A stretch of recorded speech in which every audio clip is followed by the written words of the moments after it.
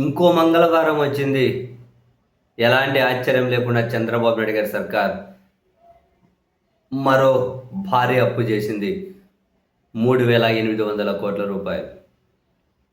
So తాజాగా చేసినట్టు అప్పుతో కలిస్తే 3,68,126 కోట్లకు ఈ 26 నెలల కాలంలో ఆంధ్రప్రదేశ్ అప్పులు చేరాయని చెప్పి పత్రికలు మొత్తం ఏ అప్పు ఎంత అని వివరాలు రాసుకుంటూ వస్తున్నారు. బడ్జెట్ బయట, బడ్జెట్ లోపల అమరావతి పేరు మీద. ఇవి కాకుండా ఆర్బీఐ నుంచి చేయబదులు ఉండనే ఉన్నాయి. చివరికి ఆ చేయబదులకు కూడా వడ్డీలు కట్టే పరిస్థితి వస్తుంది అని చెప్పి కాగ్ కూడా తన నివేదికలో పేర్కొంది. చేయబదులకు కూడా వడ్డీలు కట్టే పరిస్థితి అని.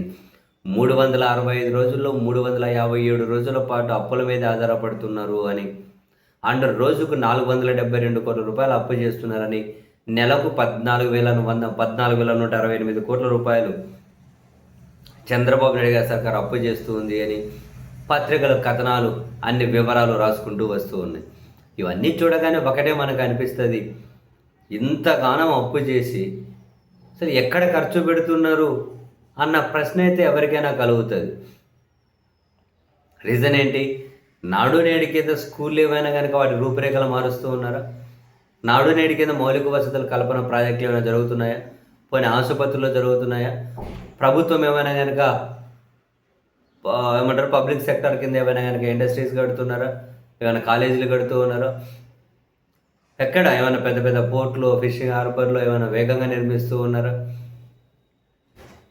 అలివి మాలిని ఎక్కడైనా రోడ్లు వేస్తున్నారా?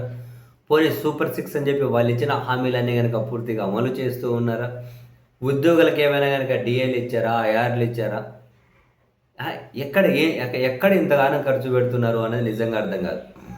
ఇంత అప్పులని అధికారంలోకి వస్తే సంపద సృష్టించి ప్రజలకు పంచుతామన్న వాళ్ళు ఇప్పుడు నోరు తెరిస్తే మళ్ళీ డబ్బులు లేవు, మీకు ఏమైనా జాలనుంది, డబ్బులు లేవు. మరి ఇంత అప్పులు ఏంటి? మనకు చేసే అప్పే కనిపిస్తూ ఉంది. దీని మీద పెరిగిపోయే వడ్డీల మాట ఏమిటి? జగన్మోహన్ రెడ్డి గారి ప్రభుత్వ హయాంలో 5 ఏళ్లలో చేసిన అప్పు వీళ్ళు 2 ఏళ్ళు తిరగకుండానే చేసేశారు అని చెప్పి ఆధారాలతో సహా అంకెలు కనిపిస్తూ ఉన్నప్పుడు,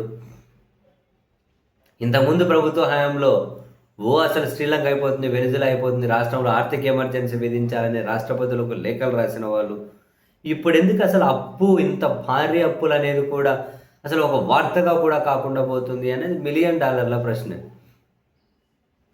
ఎందుకు అది వార్తగా కూడా కాకుండా పోతుంది? ఎక్కడో చిన్న స్క్రోలింగ్లో ఒక చిన్న వార్తగా కూడా అది పరిగణలోకి ఎందుకు తీసుకోవడం లేదు? అప్పుడు చేసిన అప్పుల్లో ఆర్థికంగా రాష్ట్రం దారుణం అయిపోతుంది అన్నాళ్ళు, మరి ఇప్పుడు ఏమైపోతుంది?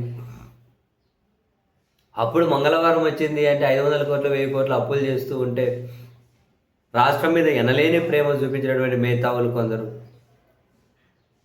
మరి ఇప్పుడు ఎక్కడ నోరెందుకు తెరవడం లేదు?